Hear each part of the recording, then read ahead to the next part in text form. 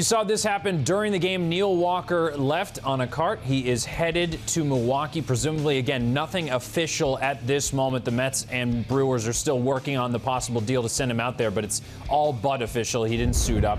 As you saw, he left the ballpark there. So we talked about this a little bit in our pregame show as well. Neil Walker leaving this Mets team. When you think about his time here, Todd, and his time with the Mets, coming over from his hometown, playing for his hometown team in Pittsburgh, and he comes to New York, what were your impressions of him in a Mets uniform?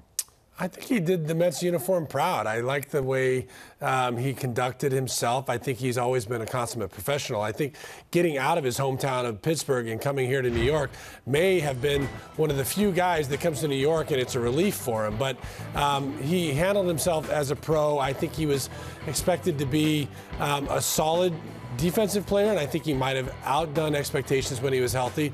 I think he was going to be a solid offensive player, and he showed even more power at times than I think they expected out of him. And he's a leader in the clubhouse. He's a guy that everybody says is a great guy in a Mets uniform, and I think he'll be missed. So for Neil Walker, I mean, you're someone who can attest to this. Is there that cliche of he's going to a pennant race, you know, that reinvigorates you? Is that a real thing? He's going to the Brewers. The Central is pretty much wide open. The Cubs don't seem to be running away with it.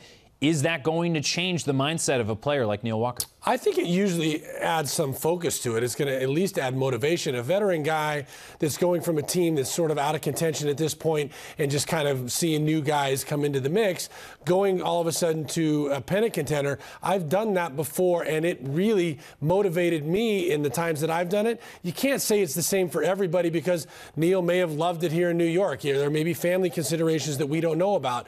But just the baseball on a day-to-day basis, I think, is going to be more invigorating, and with more to play for, sometimes he rises to the occasion. And so the team that Walker's leaving behind, the Mets still have a plethora of infielders, a plethora of choices in terms of who's going to play where. Neil Walker had played at a bunch of different places right before he left. Looks like he's going to play mostly second base in Milwaukee, but who might stand to benefit from having that extra spot in the infield? Well, I said Reyes earlier today, and I think that Reyes still does have a chance to benefit, but he's got to get it going again. He's been so hot and cold that you can't really rely on him on a day-to-day basis. I think Flores is going to obviously see time and get more action in the lineup and have a chance to come back. Cabrera's staying at third base for the time being. The real question is going to be, once this season's over, what are they going to do, if anything, to fill the spot at second base and the spot at third base?